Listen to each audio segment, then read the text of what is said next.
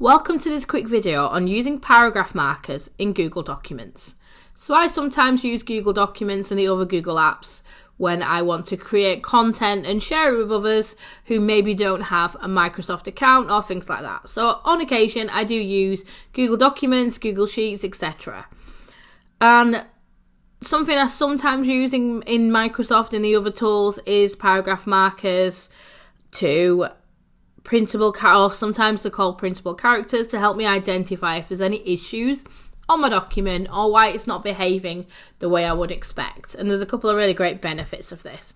Now, there's no paragraph markers specifically on here, but if you're using Google Documents, you can turn on or off what they call non-printable characters. So this is something that is in the background. If I printed this document right now, wouldn't show on the print screen or wouldn't be included if I PDF'd this document. So to turn them on and off, I'm going to go to View and then Show Non-Printable Characters. And they just appear in blue. You can see there's dots and there's also the character at the end of sentences or paragraphs. This helps me see where my sentences and paragraphs end, how many spaces I have in between words, in case I've got a double spacing somewhere, which you can see on that title, Create and Name Your Document. There's a double spacing in between name and your, because there's two dots there.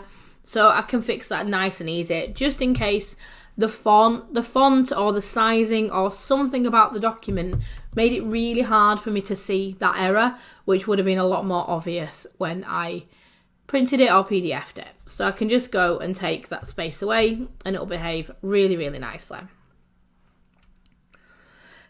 These characters, like I said, show paragraph breaks, they show line breaks, section breaks, page breaks, column breaks, tabs and spaces.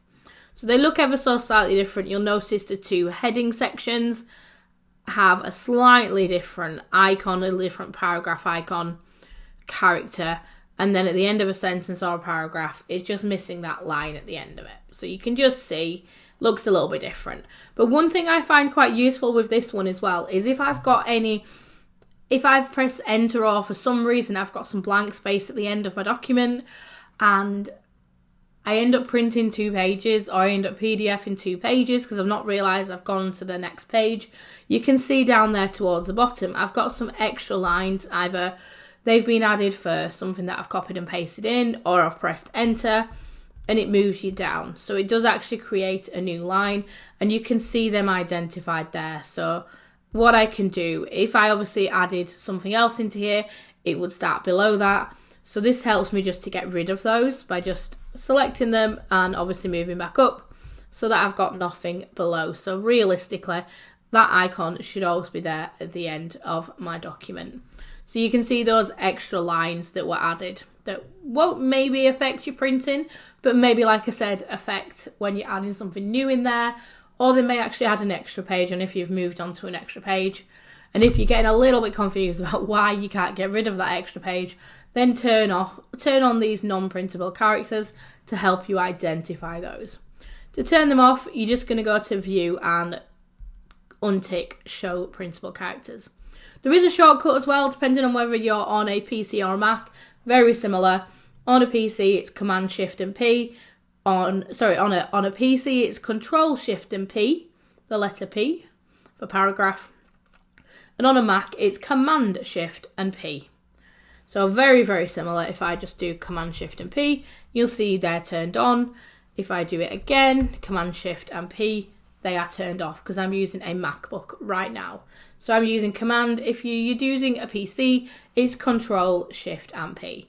So you can just very quickly turn them on, have a quick look at what's going on in your document and turn them off so they don't distract you. Some people leave them on all the time, absolutely love working with them. It really depends on how you prefer to work and what distracts you or doesn't distract you.